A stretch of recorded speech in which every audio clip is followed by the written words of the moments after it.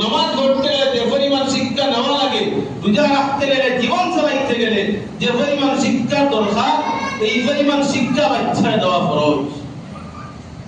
শিক্ষা যদি না দেন, এলো আমি বাচ্চারও কষ্ট করলাম আর আমার ভবিষ্যৎ তো কিছুই নেই।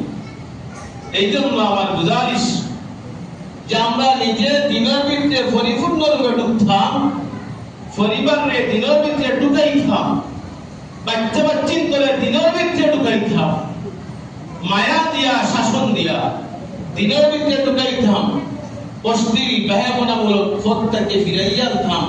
যে বাবা পারে না, ফিরাইয়া আনতাম।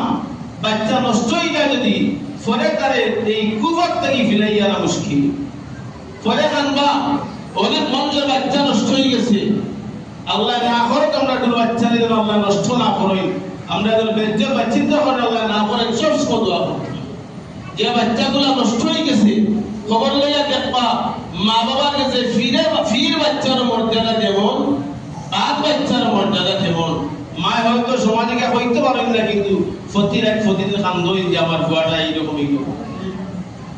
এই জন্য আমার গুজারিশ, আমরা যারা বাবা হয়েছি, আমরা বাচ্চার কোন পথে যা, বাচ্চার হাতও আমি নষ্টর সামান উঠাইয়া দিতাম না। বাচ্চারা মসজিদ হাতে ধরিয়া দিতাম, জমিন সাক্ষী বনবো, মসজিদ সাক্ষী বনবো, আমার ঘরে আমি হাতে ধরিয়া মসজিদ লইয়া গেছি। আপনার আমার জিম্মাদারি পূর্ণরূপে ভালো করতাম, কমপক্ষে আল্লাহ দরবারের প্রস্ত থেকে আমরা রেহাই পাইলাম। আর বাচ্চাটা যদি মানুষ বানাইতাম পারি, আমার দুনিয়ার জীবনও সার্থক, আখিরাতের জীবনও সার্থক। যা আলোচনা করলাম, আল্লাহ তাআলা আমরা প্রত্যেককে যেন আমল করা তৌফিক